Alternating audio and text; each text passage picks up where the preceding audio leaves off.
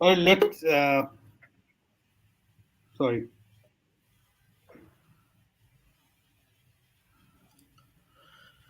Hello, hello.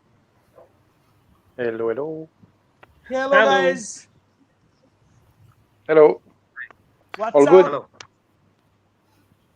Fine, thank you. I hope everybody is nice, doing well. Yeah, May I start? sure. Hello. Hello. Please, sorry for the confusion. Yeah, please, Ornamada, go ahead. Oh, thank you very much. Thank you very much. Hello and welcome to uh, evening talk show of Probashi East Bengal. You all know, so far as ISL is concerned, East Bengal fans are really delighted, and the situation is very positive for the club, and it's really charming atmosphere for the fans of East Bengal club.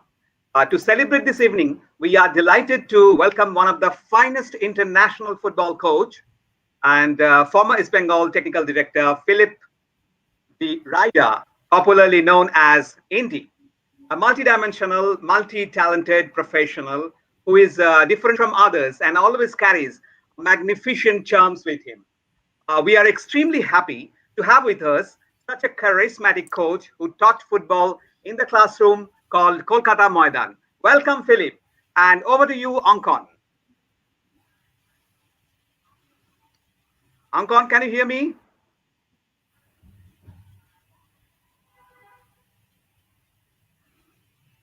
Is Ankon there or Prantik will take over? Hi, Mr. Ryder. How are you doing in this pandemic?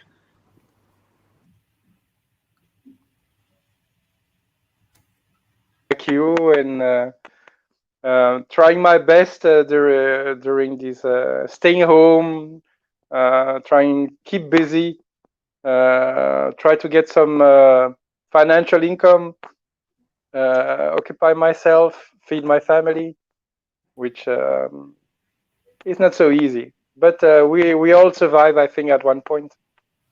Yeah. So just like you. So with this, yeah. So with this, I would also like to welcome Tridipda on the show. Tridipda will be my co-host and Prantikda as well, who I see out here. So we, from the family of Probashi East Bengal, would like to thank you for giving your time to us on this Sunday evening. And we hope to have an enriching discussion with such a multidimensional personality like you, who have served Thank you. East Bengal club in its greatest form. And I think we all supporters still hold a very special place for you, because you are the one who has made our mother club shine in a lot of places. So welcome to the live session again, Philippe De Ridder, and I would like to welcome Tridipda as well. Welcome you. So first, if I may ask you, Mr. Ryder, that you have been in Belgium and you have played football for Belgium under 15, under 17, and all those divisions. So how was the journey from Belgium to coming back to India, or coming to India? It's a totally different country, and what compelled this decision, or what was your thought process when you first had the offer from East Bengal? Okay, that's a long time ago, but but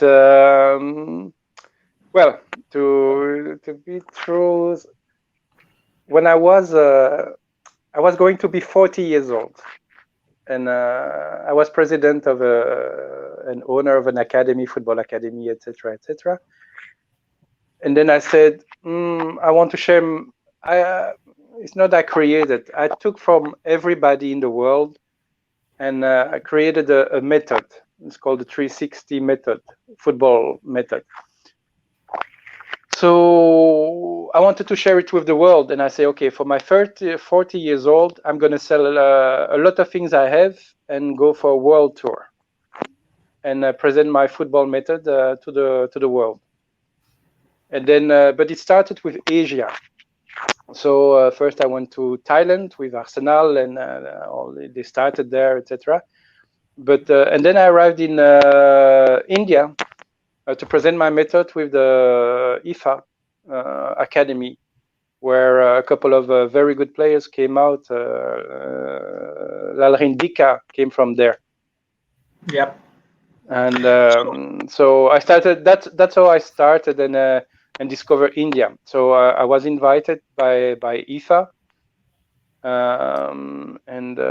to present my method, and then voila, that's how. And then I got stuck in India because EastBengal Nitu proposed me. Well, some other people proposed me a lot of things, but Nitu proposes me to become coach of EastBengal because there was a difficulty at the time, and I was playing an exhibition match with. There in Calcutta, so I played quite well, I think, and etc. So it's all started, and then I got stuck in India, which was very good. It was a good, but I didn't know anything about Indian football. I didn't know India was playing football. I just wanted to share my method to football players, and that's where Lal Rindika went. I discovered Lal Rindika. And I shared with him the 360 method, and voila.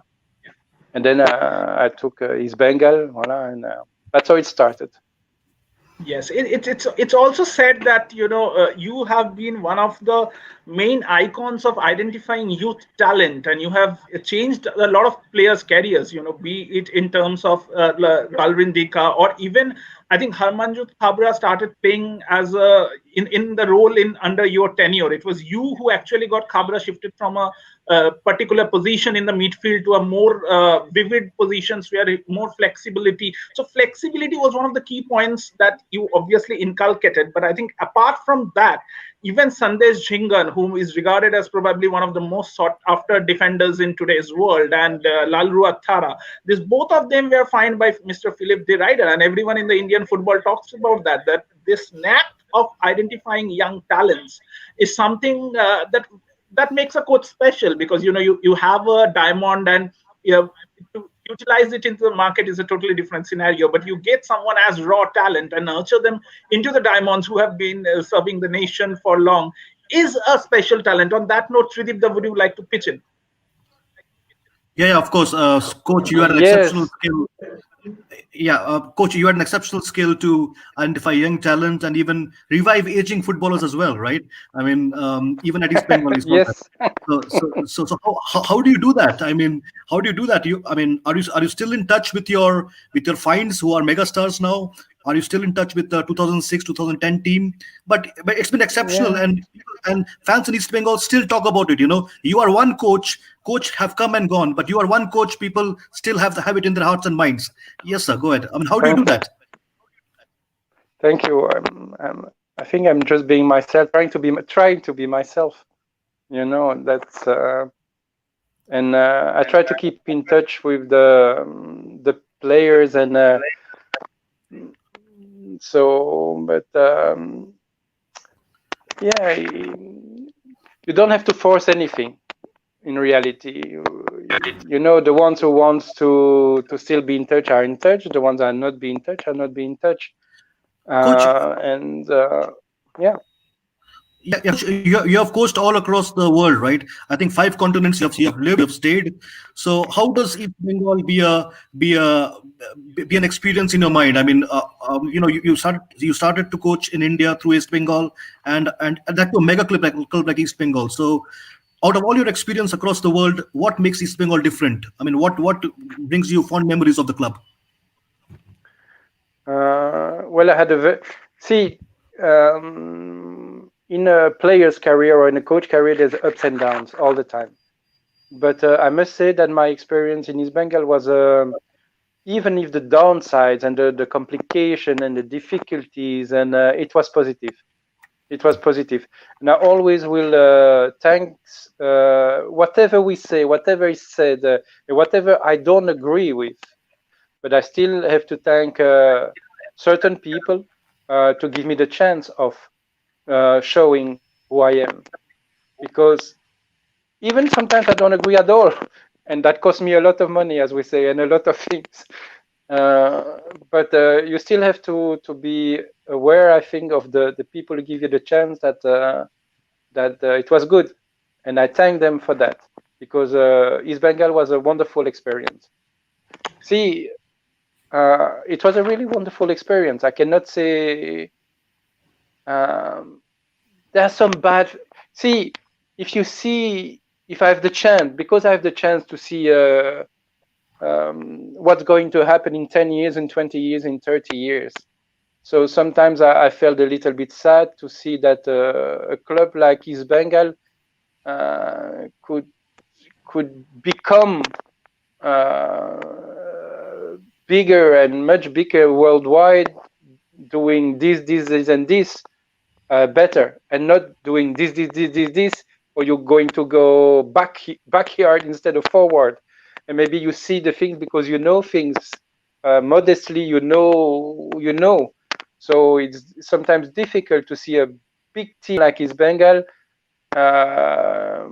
being good where they are, but it could be better.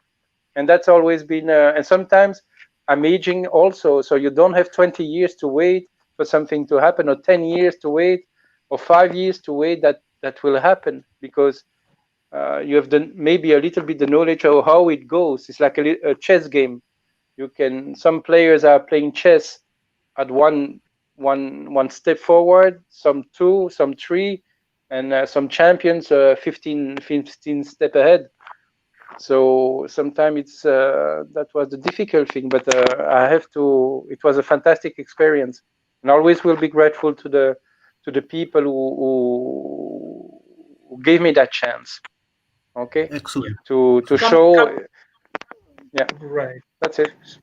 So coming back to the same thing that, I have spoken with a lot of ex-players, and a lot of players say that, see, for every player, derby is an emotion, the match that we have against the arch rivals Mohun Bagan.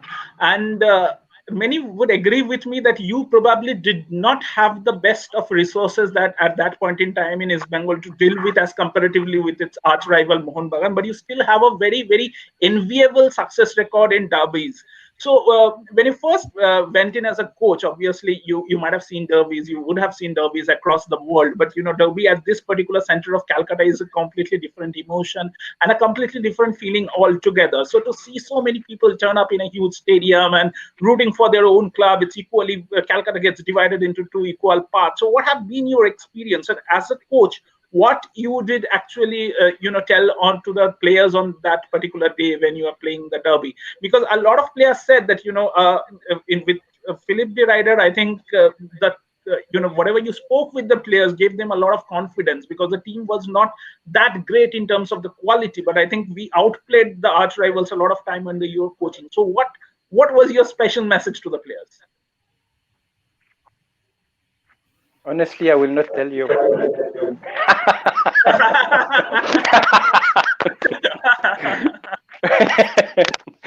But because every coach has his little secret.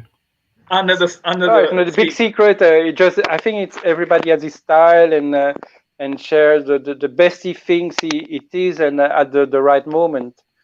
But something I can share you also that I shared already. Okay, I try to put the players in the best possible condition psychologically to perform their best at that moment.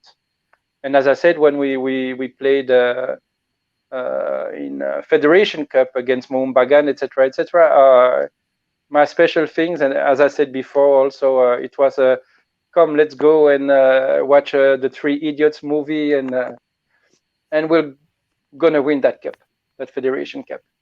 That's what. Let's see the movie. Let's go and see the Three Idiots, and let's win that Federation Cup. Kind of things like that.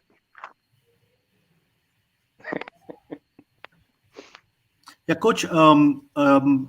You're okay. Back there in Europe, do you still follow the I-League, ISL? Or do you get to watch matches last year? And how do you see the Indian football develop? After the introduction of the ISL, what are your thoughts and suggestions you would like to see, which would help towards the improvement of Indian football? You as a veteran, what do you think can improve Indian football? Is ISL enough, or how is it? Yes, I-League needed a boost. That's the most important. And ISL did good doing that boost because it needed a boost. And ISL definitively boosted the Indian football. So there's a lot of good things, and of course there's a lot of lesser good things also. That America or China, I've been in coaching in China, and Chinese are the same. They were in the same situation. So it will bringing other players, foreign players, doing more, being more known, like bring Del Piero, Roberto Carlos, Zico, etc., etc., etc. America did that 20, 30 years ago also. China is doing it also. That doesn't mean that Chinese national team is playing better. Still, the attention is gotten by general public. But again, the players, the top players are not liking it too much, and they are quick. They go quickly, but they go also quickly. So there's definitively something like America today is a little bit better, but when they started 30 years ago, it was the same. So it's the beginning. I see it's the beginning. Hopefully the ISL management will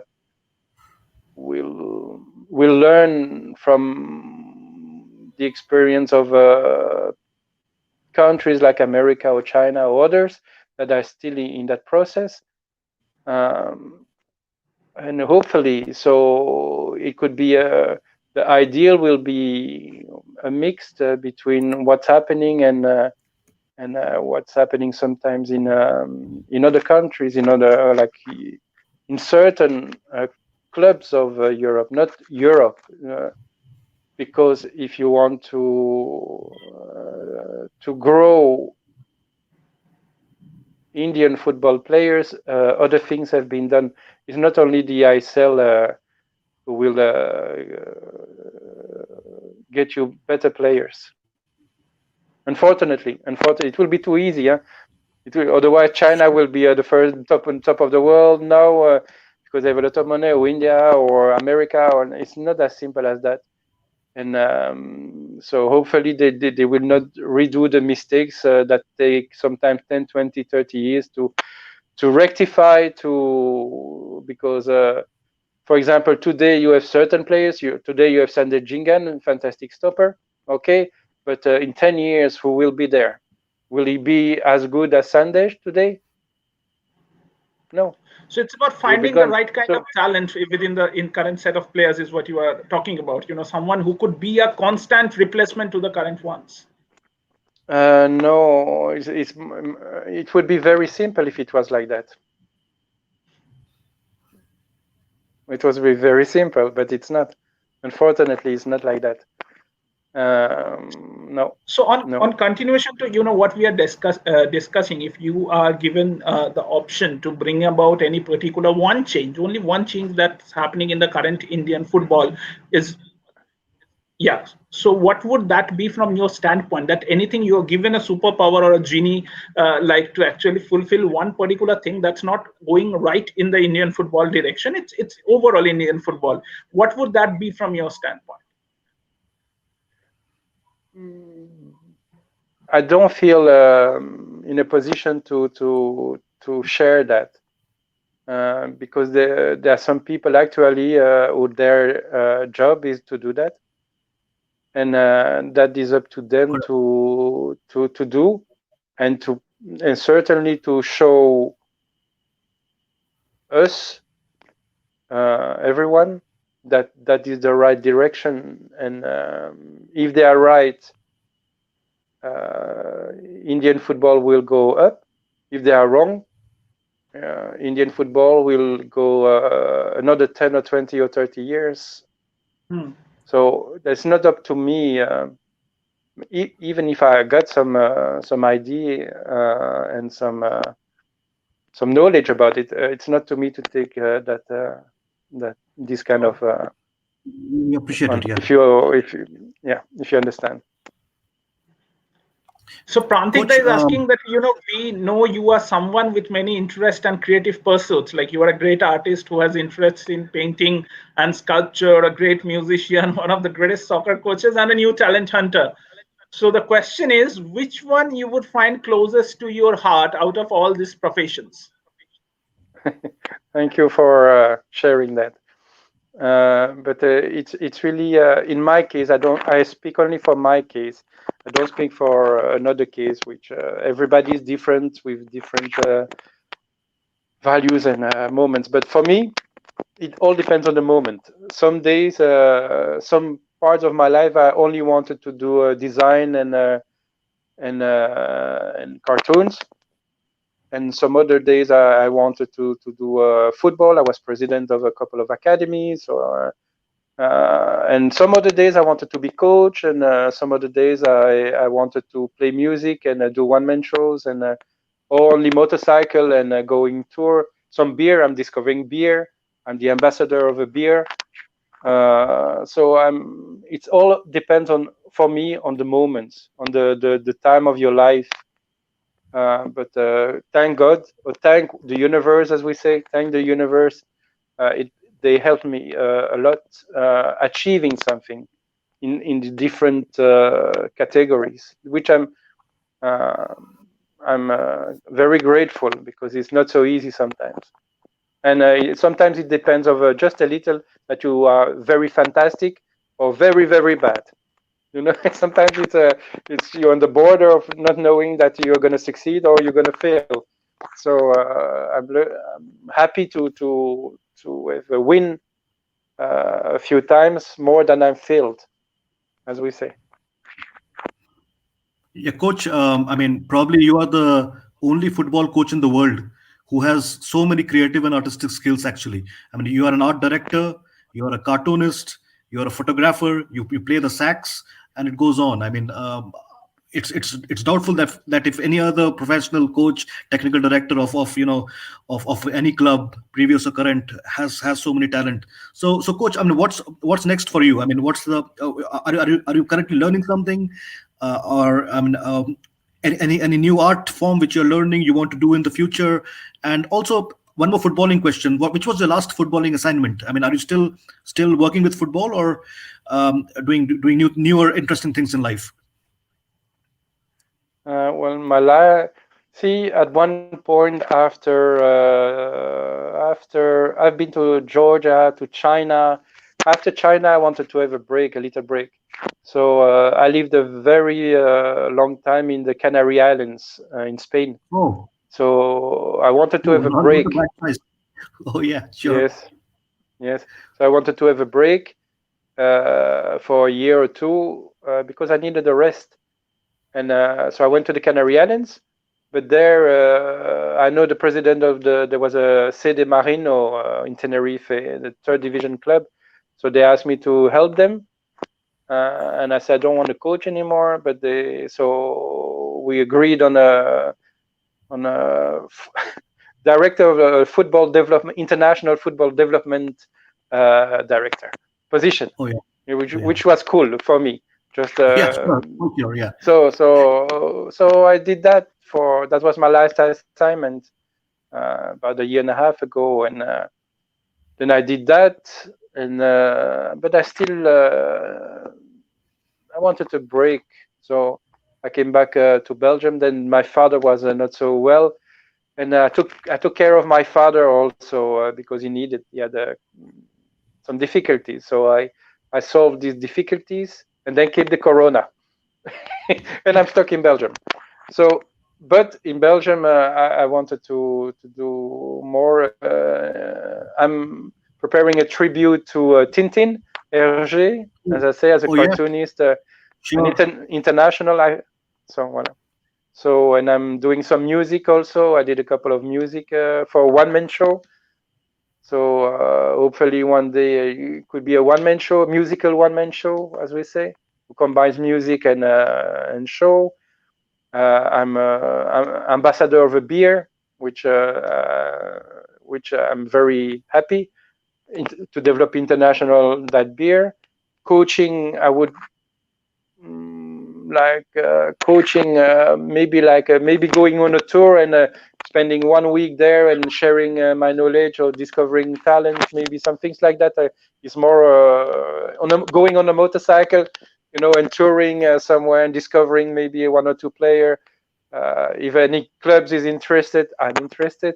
When Corona is finished, things like that. Yes, but coaching again. A big or small team, not at the moment. Not at the moment.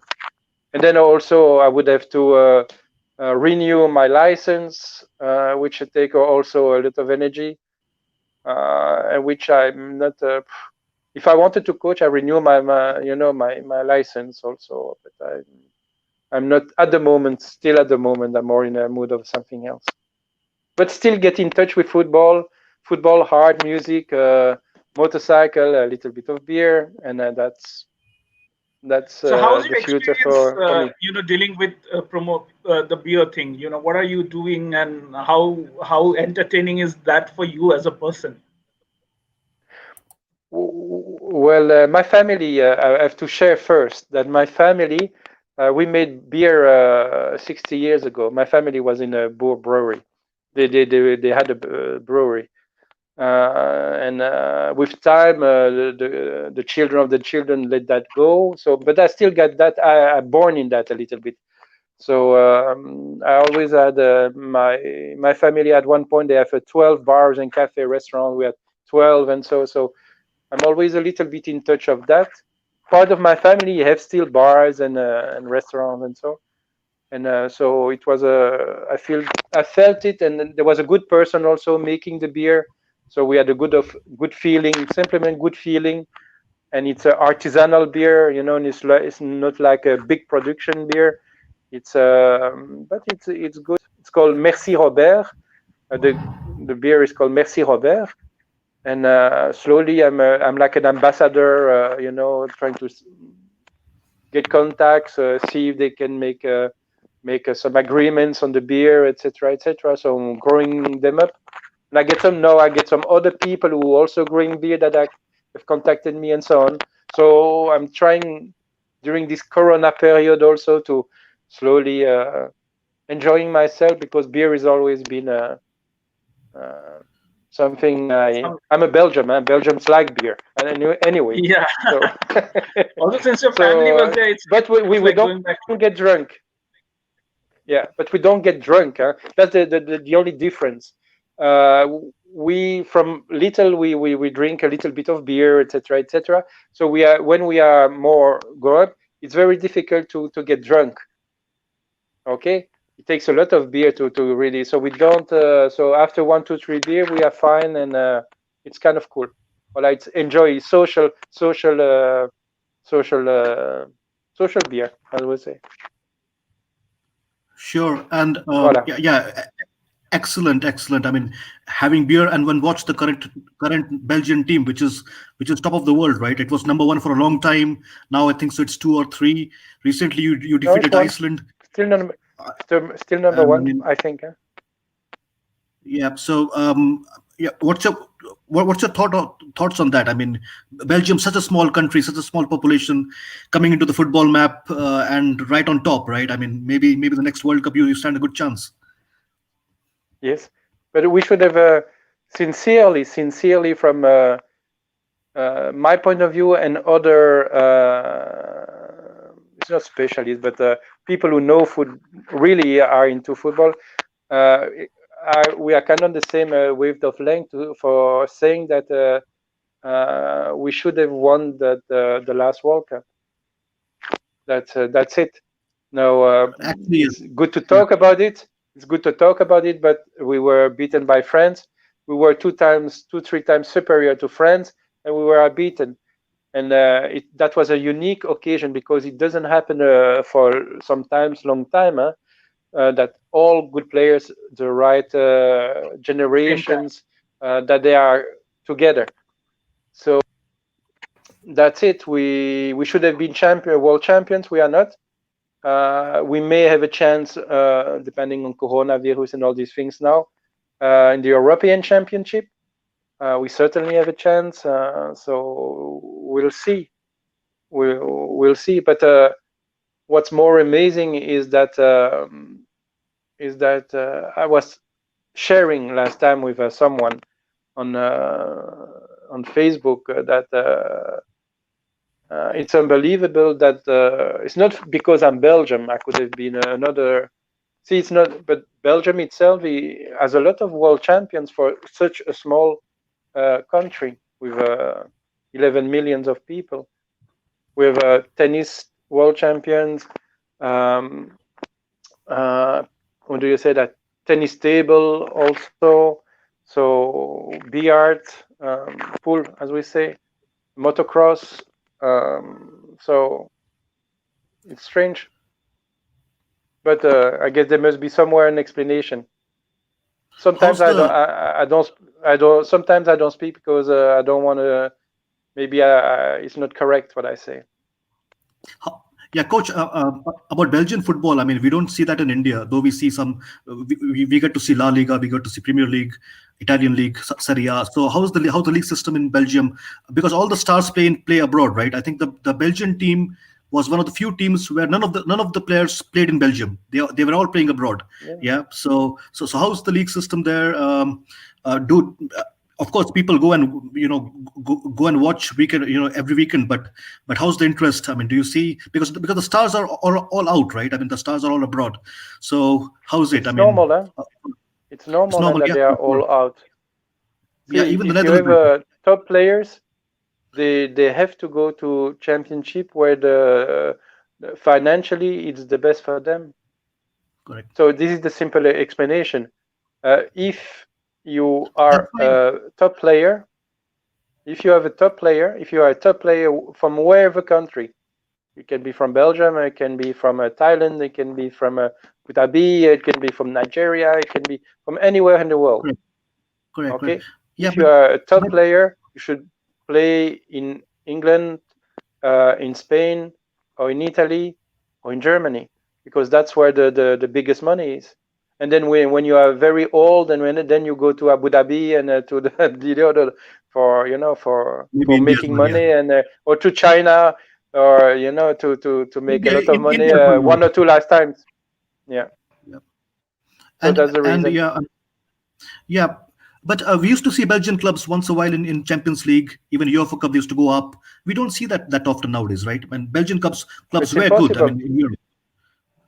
It's impossible today. Today, these things are impossible anymore because of finances mainly. Oh, yeah, sure. So because you cannot compete with PSG or Bayern or Barcelona, it's impossible because they have so much money financially, and they have so many other good players surrounding. See, each player surround himself. You put the top best together. Of course, it's a synergy of for the team. So, but you have to have the finances to pay all these players. And in Belgium, it's not possible to pay so much money. That's all. So so it's a good platform. Belgium Jam, to answer your question like before, Belgium Championship is a good platform for to go somewhere else. But it is compensated with another sport, field hockey, right? I mean, you are invincible now in hockey, right? I mean, as good as the previous Netherlands, Germany, Australia. Now it's Belgium. People will take any day to beat Belgium, which is a very strong contender nowadays. Yes, and that's why I say that's another without praising the Belgium sports education, because it's not as good as the French or the Dutch. The French and Dutch and American sports education, we can say better. If you say the reality, it's better. If you want to politically be correct, I will say something different. But if you don't want to be politically correct, you see, the reality is that some other country are better developed in sports-wise than Belgium. But still, hey, they're world champions. See, and that is why I'm. Sometimes it's I leave the other specialist share why, because that's a good question. So coming, Coach, we are towards the end of our discussion, but before we end it, there are a few things that I would like to ask about. One is that you have such a multidimensional personality who is so much interested in different culture, who is so much interested in different activities. So India is also has a cultural base in terms of a lot of things that Indian culture is very enriched of. So what did the man Philippe De Ridder, who came to India to coach a football team, take along or imbibe or like something about the culture here? What's if you have to ask you that what's the one thing that you're still very fond of the Indian culture, what would that be? It will be somewhere the right balance between sincerity, honesty, spontaneity, and passion about something. It is more on that point, and it's been a very, I can say, having more roots than certain European countries or other continents. Deepest, there is a more profound respect of life or respect of people, even if there are ups and downs, and education is wide. And I will say that for example, say, "Oh, coach, you look good today," and well, this is spontaneous. Or coach, you did a good job. Or coach, you are not doing a good job. This is spontaneous, but at least it's done with a certain honesty, and it's said. In certain country, they can say, if you don't play well, or you played very good, and then etc. So it's a good mix. It's a good mix because everybody is sometimes trying to hide the reality. But I think in India sometimes it was a more the culture. What I liked is the spontaneity of people, and that's what I liked. See, sometimes with a little bit more knowledge in football, I speak about football because we have a lot to learn on so many other levels than India. Okay, spiritually, you get music also. It's another dimension. But on a football, a little bit more. If India had as much deep roots in football than it has into philosophy or spirituality, well, that will be fantastic. So that's what I said. Voilà. Excellent sponsor. Yeah. Yes. So, Coach, we are towards the end of the discussion. So, my last question: that any special comment about Kolkata once you have come into the city? Did the Rashogolla or the Macher Jhol or the Mishti Doi, as they call it, any fun memories with the sweets and the fish with Calcutta? Yeah. Calcutta is Calcutta, huh? And I got a lot of memories and too much to share. But I wrote a song about Calcutta, etc., etc., with the ins and outs, and but it has been very, very positive. And as I said, Kolkata is one of the towns I feel close to. I always feel home. I always feel home in Calcutta. And even a couple of bad things happens to me there. In general, I can say it was very positive, and I loved it, and as I loved India before coaching in EastBengal, when I was 23 years old, I toured India, Okay, that is So, we say Coach, it's written in the universe, as we say. So I must So, have Coach, somewhere something to do. yeah, Coach, on a parting request, if you could just sing along of 1 or 2 lines from your song about Calcutta. Really, really, I'm sure the viewers who are also listening would be very, very, interested in hearing it. Well, I will love to invite you and to invite everybody who wants to hear it when I'm in Calcutta. It will be a pleasure for me, and then we Certainly. can discover all that there.